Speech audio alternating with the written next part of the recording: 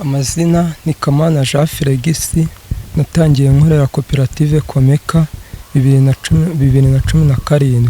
Ikintu byangejejeho ni ibintu birebire cyane. Naguze ikibanza ku muhanda, ndangije nyubakamo, n'ubu ngubu intego mfite niyo kugura ikindi kibanza nkacyubakamo inzu z'ubucuruzi. Hanyuma hari gahunda ya leta yitwa Ejo Heza. Waba uyizi? Ndayizi. Uyiziho iki?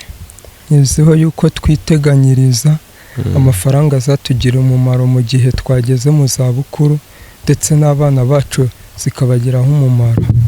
Aha nikorwa ite?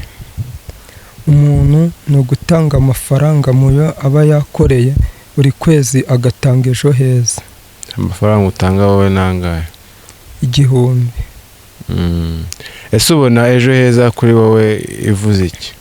Numva yuko Ejo Heza igenza abangeze mu zabukuru izagenda ikajya indamira no mu bana banjye, kandi nkanatera imbere igihe nageze mu zabukuru, igafasha n'imiryango yanjye. Abakiri bato so batitabiriye iyo gahunda urabashishikariza iki? Bashishikariza kuba bayijyamo kugira ngo natwe mu gihe tuzaba tugeze mu zabukuru, natwe tuzaba dufite igihe cyo kwiteganyiriza, kandi icyo gihe tuzatuyikoresha neza baduha amafaranga twiteganyirije, natwe tugasaza neza. Nk'umuntu ukora muri no koperative, ubona uruhare rwawe mu kubungabunga ibidukikije ari uruhe?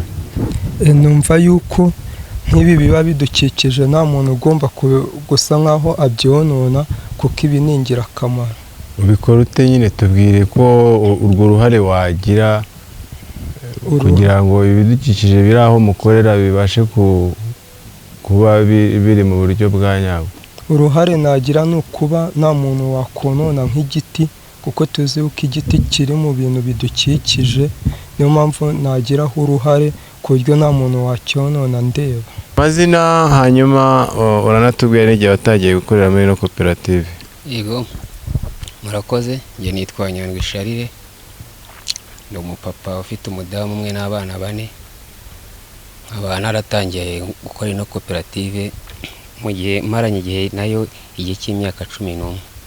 Nshari imyaka 11 ni imyaka itari mike.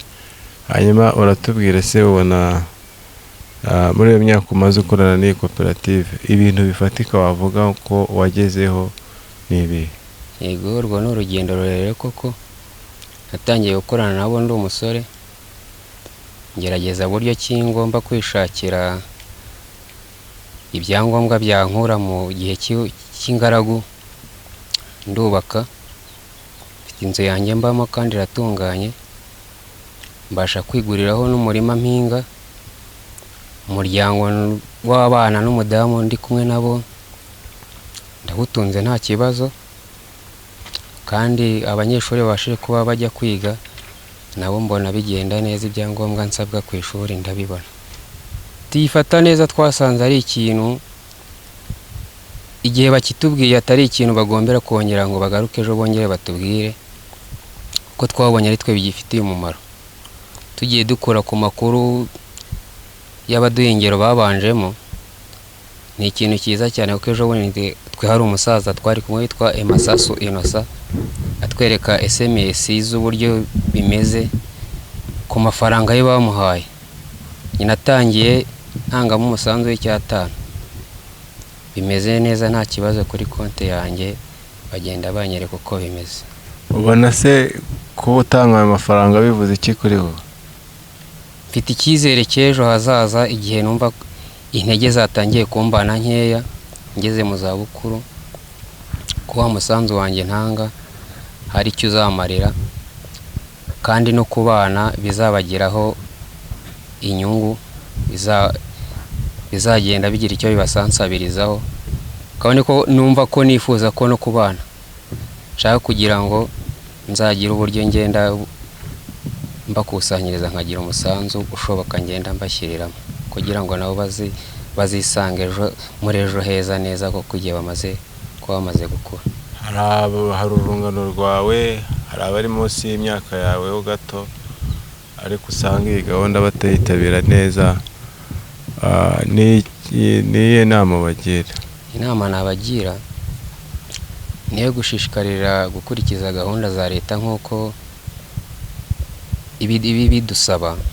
Ni ikintu cyiza cyane, kiriya ni umusanzu utanga kandi ejo ukagirira akamaro wowe n'igihugu muri rusange, kuko bigarukira umunyarwanda wese uba wabitanze. Numva yuko byakabaye byiza ko hatabamo gusunikwa, ahubwo buri wese yajya akora ikintu n'umutima ukunze. Rero kubungabunga ibidukikije muri ino koperative, cyane cyane kuri ino musozi mukoreraho, ubona nkaho ukwiye kubigiramo uruhe ruhare?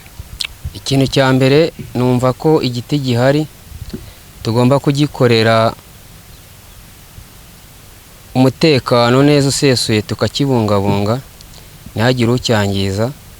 Igihe batubwiye guti aha hakeneye gucibwa imirwanyasuri, tukabifatikanyamo tukayitunganya, amazi tukagira uburyo ki tugira aho tuyaherereza kugira ngo hadacika inkangu, bikabyara izindi mbogamizi zo kugira ngo ibidukikije byacu byangirikiremo. hari ukuba hari igihe kijya nk'aha hirya tuhafite pipinyeri dukuramo ingemwe zo gutera. Igihe hagize igihe cy'imvura, aya mazi mubona hari uburyo tuyayobora ku mirwanyasuri igacibwa, ashoboye kurenga akaba yajya muri baraje ntagere mu mugezi. Ubwo ayo ni hamwe igihe habayeho ikibazo cy'inzaduka z'imvura nyinshi. Numva ko rero ibyo bintu byakabaye byiza buri wese icyo gikorwa gikoze tugikora. Pipinyeri ivamo ingemwe zo gutera ahagiye haba haboramo ibiti. Ubu hano hepfo hari aho ziri ingemwe zatewe. Koze amazina nitwa Kubwimana Savio, hano muri koperative Komika. Nanjye maze imyaka 11 nyikorera. Twatangiye kera, nanjye natangiye nje maze 12 ngira ngo ahubwo nari nabeshye. Twatangiye turi abasore, ngire ngo mwicumbi, natangiye mba mwicumbi n'umudamu wiwanje. Muri uko kuba mwicumbi naje kuva mwicumbi ndubaka, ndatuye, ndetse ngura n'umurima, ngura n'ishyamba. Shyamba mfite bampa nka miliyoni 3 nakuyemo, mfite n'umurima bampa miliyoni, naho ntuye harimo nka miliyoni 2. Byose nagiye mbikura muri koperative Komika. Basha gusaba umudamu wanjye byose bikorwa n'umunyeshuri wanjye arigana yini, amafaranga niho nyakura. Ikindi muri koperative Komika maze kuvuga naba narahakuye nuko kwishyura mituweli twasunikanaga n'abayobozi, ariko igihe kiragera bakadutangira mituweli tukajya tukora nda tunayishyura nyuma, ariko ikibazo baragikemuye. Hanyuma we nkawe ubona ruhe ruhare ufite ku bijyanye no kubungabunga ibidukikije? Ibidukikije nuko iyo turi hano nta muntu wemerewe kuba yaza hano mu ishyamba ngo abe yakwangiza mugenzi we. Areba n'ushatse kwangiza mugenzi we aramubwira ati have. N'abasore bamaze kubimenyera, twabanje kujya abasore bashaka kwangiza, ariko turabitora tubigira umuco. Niyo hagize nk'ikintu kikiza wenda nk'igishyitsi cy'ukuma, haba hari abandi bantu b'abatekinisiye dufite hano bashinzwe ibidukikije, babasha guhita batera izindi nturusu. Dufite pipinyeri nk'uko mugenzi wanjye yabivuze, niyo cyumye cyangwa hakaza ikibazo bagisimbuza ikindi. Hari gahunda ya leta yitwa Ejo Heza, ujya uyumva? Ejo Heza twabanje kujya tubasha kwanga kubyumva, ariko tugerageza kugira ngo tubyumve. Koperative ikabidukangurira ku maradiyo, bakabikangura tubyumva, tukumva icyiza cyabyo. N'utarabyumvaga arimo kugenda byumva. Nanjye nyirimo nubwo wenda ntayigiyemo icyo gihe nkiyumva, ariko nyirimo maze kugiramo 27,000.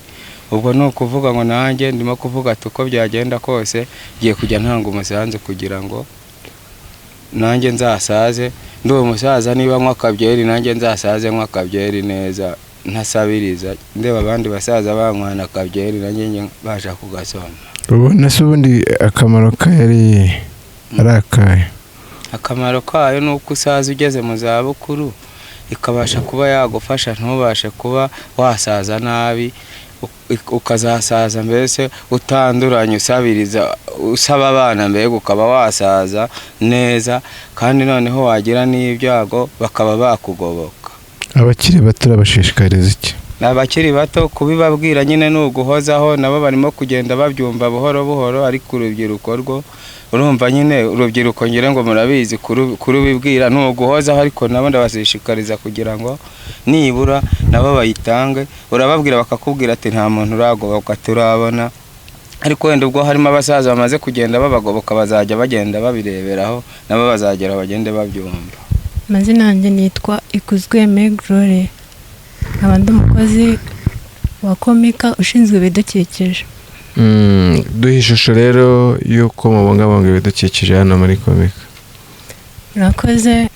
Ibidukikije uko tubibungabunga, ikintu cya mbere dukora ni ugukora pipiniyeri, kugira ngo kuko nyine umusozi umuntu yakihagera ishusho abona rigaragaza nyine ko mubungabunga ibyo bidukikije. Urumva icya mbere rero kigomba gukorwa ni ugutera ibiti, niyo mpamvu iyo pipiniyeri igomba kuba ihari kugira ngo nyine tubitere.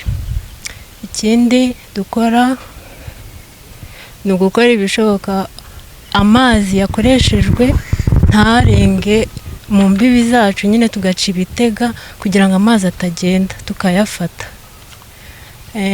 Ikindi numva dukora ni ugufata ibisigazwa kugira ngo bitagenda ngo bimanuke bigere mu mugezi, kuko hari umugezi duturanye hepfo bikaba byakwangiza. Ikindi tugaca imirwanyasuri kugira ngo ubutaka butagenda inkangu zize. Ugereranyije mumaze gutera ibiti bingahe ubu tuvugana muri uno mwaka wa 2025? Uyu mwaka ndumva haratewe ibigera ku 2,000.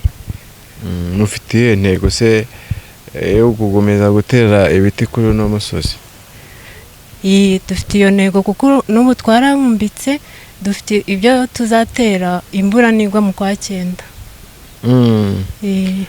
Hanyuma hari amabwiriza agenga by'umwihariko ibijyanye n'indani. Indani zitagikorerwamo muzibungabunga gute kugira ngo zibe zitakipfiramo abantu nabo bazirinde? Igikorwa ku ndani nyine icya mbere ni ugushyiraho icyo kimenyetso kigaragaza ko ahantu hadakorwa, tugashyiraho riba. Noneho ikindi ukabibwira n'abakozi nyine kugira ngo hatazagira ujyamo, n'abasekirite kugira ngo hatagira uwinjiramo akaba yagira ikibazo.